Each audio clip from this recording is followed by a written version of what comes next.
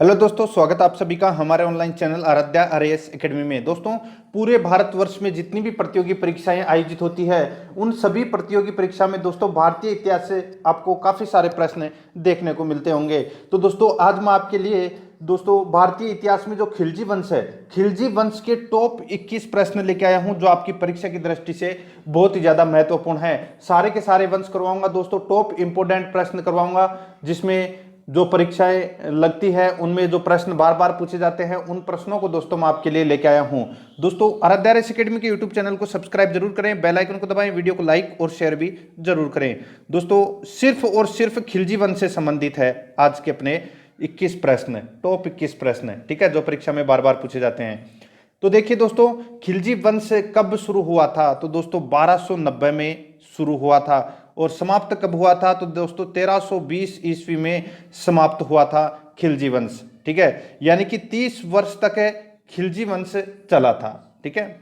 अब देखिए दोस्तों, पहला प्रश्न है अलाउद्दीन खिलजी का शासनकाल यानी कि कार्यकाल है वो कितना रहा? तो दोस्तों अलाउद्दीन खिलजी का जो शासन कार्यकाल है वो कितने वर्ष का रहा? तो देखिए 1296 के अंदर अलाउद्दीन खिलजी है वो शासक बनता है और 1316 में अलाउद्दीन खिलजी की मृत्यु हो जाती है। यानी कि देखिए 1296 से 1316 तक कितने वर्ष होते हैं? तो 20 वर्ष तक दोस्तों अलाउद्दीन खिलजी है वो शासन करता है। तो इसका ए नंबर का जो ऑप्शन है वो इसका राइट आंसर हो जाएगा, ठीक है।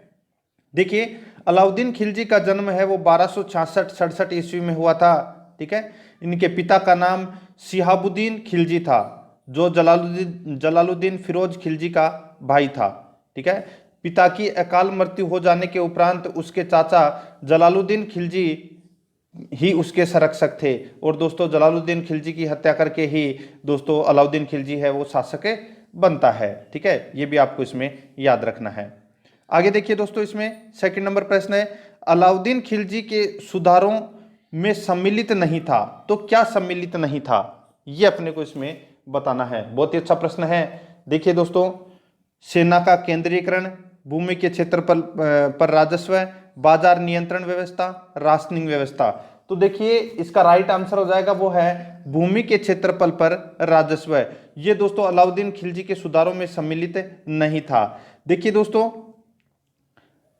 अलाउद्दीन खिलजी प्रथम ऐसा शासक था जिसने पहली बार स्थायी सेना गठित की थी, सैनिकों को नगद वेतन दिए जाने की शुरुआत की थी, ठीक है, हुलिया प्रणाली शुरू की थी, ठीक है, और बाजार नियंत्रण व्यवस्था भी लागू की थी, राशनिंग व्यवस्था भी लागू की थी। तो इसका राइट आंसर हो जाएगा बे नंबर का ऑप्शन, ये इसमें सम्मिलित नहीं था। नेक्स्ट क्वेश्चन है, आगे देखिए, खिलजी वंश ने कब से कब तक शासन किया? तो दोस्तों खिलजी वंश ने कब से कब तक शासन किया? मैंने अभी आपको बताया था 30 वर्षों तक खिलजी वंश ने शासन किया था, 1290 से लेके 1320 तक। तो इसका राइट आंसर हो जाएगा वो है ए नंबर का ऑप्शन, जिसमें 1290 ईस्वी से 1320 ईस्वी तक दे रखा है। ये अपना राइट आंसर हो जाएगा।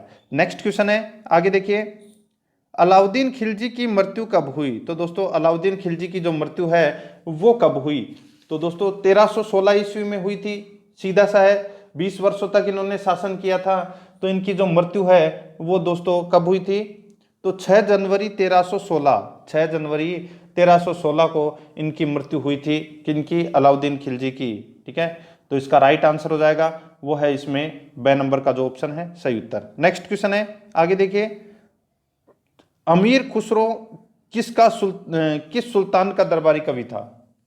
अमीर खुसरो है वो किस सुल्तान का दरबारी कवि था? तो दोस्तों इसका राइट आंसर हो जाएगा वो है इसमें अलाउद्दीन खिलजी, ठीक है। अलाउद्दीन खिलजी का दरबारी कवि था एक तो हसन निजामी और एक अमीर खुसरो, ठीक है।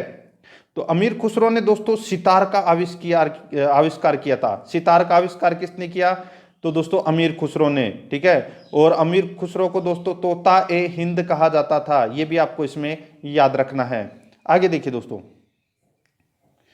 निम्नलिखित में से किसने अपने आप को खलीफा घोषित किया था? तो दोस्तों खलीफा किसने घोषित किया था अपने आप को? तो दोस्तों इसका राइट आंसर हो जाएगा वो है मुबारक शाह खिलजी। मुबारक शाह खिलजी ने दोस्तों अपने आप को खलीफा घोषित किया था। याद रखना, द नंबर का ऑप्शन राइट आंसर हो जाएगा। अलाउद्दीन खिलजी मत कर देना, ठीक है। नेक्स्ट है, आगे देखिए, दिल्ली सल्तनत के किस सुल्तान ने सर्वप्रथम स्थायी सेना का निर्माण किया? तो दोस्तों मैंने भी आपको बताया था कि अलाउद्दीन खिलजी एक ऐसा प्रथम शासक था जिसने पहली बार स्थायी सेना गठित की थी और सैनिकों को नगद वेतन दिए जाने की भी शुरुआत की थी। ठीक है, ये भी आपको इसमें याद रखना है। तो इसका राइट आंसर हो जाएगा अलाउद्दीन खिलजी। द नंबर का ऑप्शन सही उत्तर हो जाएगा। नेक्स्ट क्वेश्चन है, आगे देखिए, सेना को वेतन देने की प्रणाली का विधान किसने किया?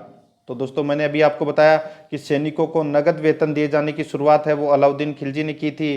तो इसका राइट आंसर हो जाएगा 6 नंबर का ऑप्शन अलाउद्दीन खिलजी। ठीक है, नेक्स्ट क्वेश्चन है 9 नंबर प्रश्न है, अलाई दरवाजा का निर्माण किसने करवाया? तो दोस्तों अलाई दरवाजा का निर्माण है वो किसने करवाया? तो देखिए वो करवाया था किसने? अलाउद्दीन खिलजी ने। 6 नंबर का जो ऑप्शन है वो इसका राइट आंसर हो जाएगा। देखिए अलाउद्दीन खिलजी ने अलाई दरवाजा, हौज खास, सीरी फोर्ट, जमात खाना मस्जिद का निर्माण करवाया था। ठीक है, ये आपको इसमें याद रखना है। तो अलाउद्दीन खिलजी इसका राइट आंसर। नेक्स्ट है, खिलजी वंश का अंतिम शासक कौन था? तो दोस्तों खिलजी वंश का अंतिम शासक है वो कौन था? तो नसीरुद्दीन खुसरवशाह खिलजी। ठीक है, तो दोस्तों नसीरुद्दीन खुसरवशाह खिलजी, ये दोस्तों खिलजी वंश का अंतिम शासक था। याद रखना ए नंबर का जो ऑप्शन है वो इसका राइट आंसर हो जाएगा।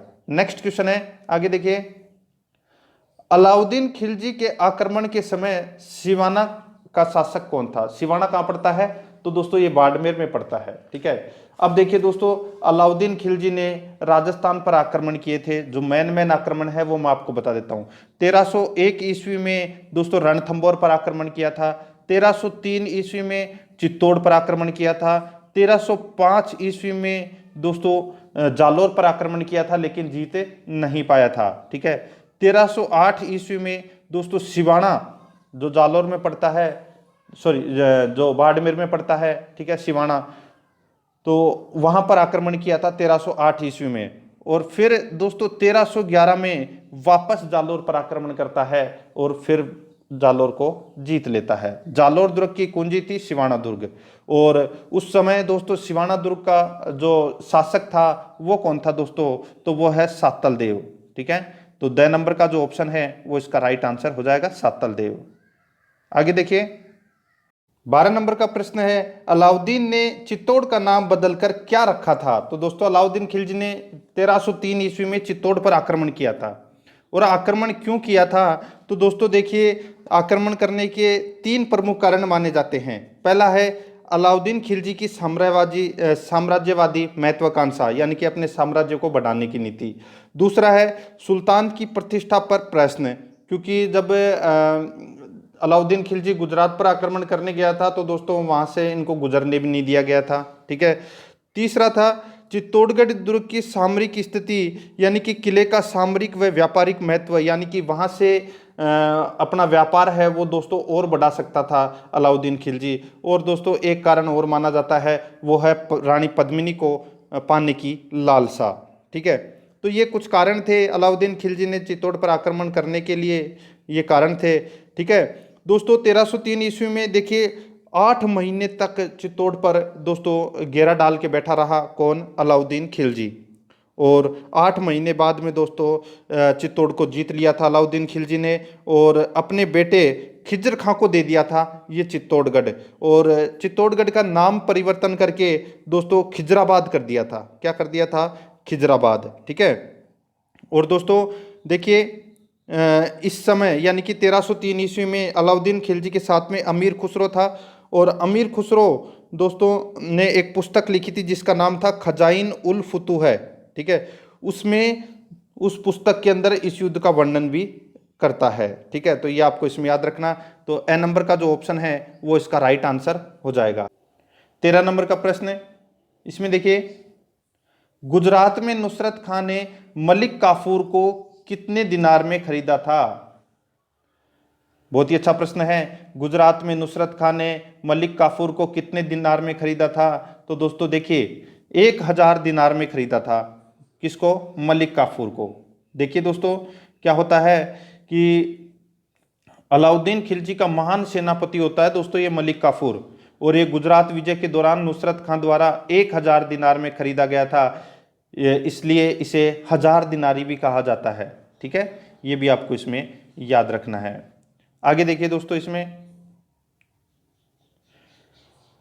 गुलाम वंश की समाप्ति के बाद भारत में किस वंश की स्थापना हुई? तो दोस्तों गुलाम वंश की समाप्ति के बाद में जो खिलजी वंश की शुरुआत हुई थी। देखिए गुलाम वंश चला था 1206 से लेके 1290 ईस्वी तक गुलाम वंश चला था, और 1290 से लेके 1320 ईस्वी तक खिलजी वंश चला था।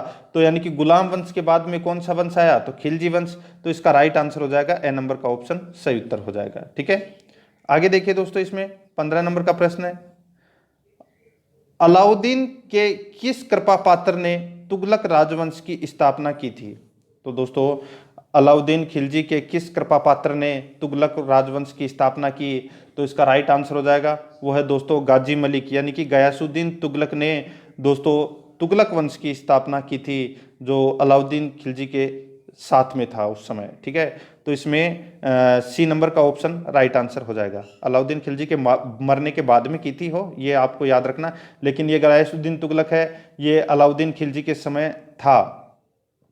आगे देखिए, नकद वेतन देने वाला सल्तनत का पहला सुल्तान कौन था? तो दोस्तों मैंने भी आपको बताया कि सैनिकों को नगद वेतन दिए जाने की जो शुरुआत है वो दोस्तों अलाउद्दीन खिलजी ने की थी। सी नंबर का जो ऑप्शन है वो इसका राइट आंसर हो जाएगा। नेक्स्ट क्वेश्चन है, आगे देखिए 17 नंबर का प्रश्न है, किस शासक ने अपना राज्याभिषेक किलूखरी के महल में करवाया था? तो दोस्तों कौन से शासक ने, ठीक है, कौन से शासक ने अपना राज्याभिषेक किलूखरी के महल में करवाया था? तो देखिए खिलजी वंश की स्थापना है वो जलालुद्दीन फिरोज खिलजी ने की थी, और दिल्ली का सुल्तान बनने से पहले वह बुलंदशहर का इफ्तेदार था। इसने किलूखरी में दोस्तों अपना राज्याभिषेक करवाया था। ठीक है, तो इसका राइट आंसर हो जाएगा जलालुद्दीन खिलजी, बी नंबर का ऑप्शन सही उत्तर हो जाएगा। नेक्स्ट क्वेश्चन है, आगे देखिए, असंगत कथन छांटिए, असंगत कथन छांटिए। तो यहां पे देखिए दोस्तों, सहना ए मंडी, सहना ए मंडी, यानी कि अलाउद्दीन खिलजी द्वारा बाजार नियंत्रण हेतु नियुक्त अधिकारी को क्या बोलते हैं? सहना ए मंडी, बिल्कुल सही है। मुनहियान, मुनहियान किसको बोलते हैं? तो दोस्तों गुप्तचर विभाग है उसके जो अधिकारी को बोलते थे दोस्तों मुनहियान, और ये भी बिल्कुल सही है। मुहतसिब है, ये जनता के नैतिक आचरण की देखभाल करने वाला अधिकारी होता था जिसको बोलते थे मुहतसिब, तो ये भी इसमें सही है। आगे देखिए, इसमें दीवान ए मुस्तखराज, ठीक है, ये इसमें गलत दे रखा है दोस्तों। ठीक है, तो आपको ये याद रखना है, 3 नंबर का जो ऑप्शन है वो इसका राइट आंसर हो जाएगा। ठीक है, आगे देखिए, अलाउद्दीन खिलजी की जो मृत्यु है वो कब हुई थी? तो मैं ये प्रश्न रिपीट हुआ है, 6 जनवरी 1316 को अलाउद्दीन खिलजी की मृत्यु हुई थी, बी नंबर का ऑप्शन राइट आंसर हो जाएगा। नेक्स्ट है, अलाउद्दीन खिलजी के आक्रमण के समय सिवाना का शासक था कौन? तो दोस्तों शीतल देव। ठीक है, तो इसमें बी नंबर ऑप्शन सही उत्तर। नेक्स्ट है, आगे देखिए, अलाउद्दीन खिलजी के आक्रमण की तिथियों को सुमेलित कीजिए। चित्तौड़ पर आक्रमण किया था 1303 ईस्वी में। ठीक है, अब देखिए दोस्तों, इसमें तेलंगाना पर आक्रमण किया था 1309 ईस्वी में, देवगिरी पर आक्रमण किया था दोस्तों 1307 ईस्वी में, और होयसल पर आक्रमण किया था 1311 ईस्वी में। ठीक है, अब आप खुद दिमाग लगा सकते हैं, 1301 में रणथंबोर, 1303 में दोस्तों चित्तौड़। ठीक है, फिर दोस्तों 1305 में वापस जालौर पे किया, फिर 1307 में देवगिरी पर आक्रमण किया, फिर दोस्तों 1308 में सिवाना पर आक्रमण किया, 1309 में तेलंगाना पर आक्रमण किया। ठीक है, और दोस्तों फिर 1311 है, ठीक है, 1311 ईस्वी में दोस्तों किस पर आक्रमण किया? होयसल पर। ठीक है, और जालौर पर भी आक्रमण किया था। तो इस प्रश्न का राइट आंसर हो जाएगा दोस्तों, वो है इसमें 2 3 1 4, 2 3 1 4 इसका राइट आंसर हो जाएगा। ठीक है, 2 3 1 4, तो इसका बिल्कुल सही उत्तर हो जाएगा, वो है बी नंबर का जो ऑप्शन है वो इसका राइट आंसर हो जाएगा। ठीक है, एक चीज दोस्तों इसमें आपको याद रखना है कि अलाउद्दीन खिलजी को द्वितीय सिकंदर भी कहा जाता है। क्या कहा जाता है? द्वितीय सिकंदर भी कहा जाता है। और दोस्तों जो आप किताब पढ़ते हो एक पद्मावत, ठीक है, पद्मावत जिसके ऊपर पद्मिनी की अभी जो फिल्म बनी थी पद्मावत के नाम से, अलाउद्दीन खिलजी और राणा रतन सिंह की, तो दोस्तों जो पद्मावत किताब है ये 1540 ईस्वी में लिखी गई थी। ठीक है, और 1540 ईस्वी में ये पुस्तक लिखी गई थी। तो दोस्तों इस पुस्तक के रचयिता थे मलिक मोहम्मद जायसी, ये भी आपको इसमें याद रखना है। ठीक है, और दोस्तों एक चीज और मैं आपको बता देना चाहता हूं कि दक्षिणी भारत पर अपना अधिकार करने वाला दोस्तों अलाउद्दीन खिलजी पहला शासक था। ठीक है, ये भी आपको इसमें याद रखना है। तो दोस्तों ये मैंने आज आपको अलाउद्दीन खिलजी से संबंधित टॉप 21 प्रश्न है वो मैंने आज आपको कंप्लीट करवा दिए हैं। दोस्तों आराध्या आरएस एकेडमी के यूट्यूब चैनल को सब्सक्राइब जरूर करें, बेल आइकन को दबाएं, वीडियो को लाइक और शेयर भी जरूर करें। दोस्तों बहुत ही अच्छे प्रश्न थे, और भी मैं तुगलक वंश, विजयनगर साम्राज्य और गुलाम वंश, इन सभी दोस्तों वंश से संबंधित मैं आपके लिए प्रश्न और लेके आऊंगा। आराध्या आरएस एकेडमी के यूट्यूब चैनल के साथ में जुड़े रहिए। मिलते हैं दोस्तों नेक्स्ट वीडियो में। जय हिंद, जय भारत।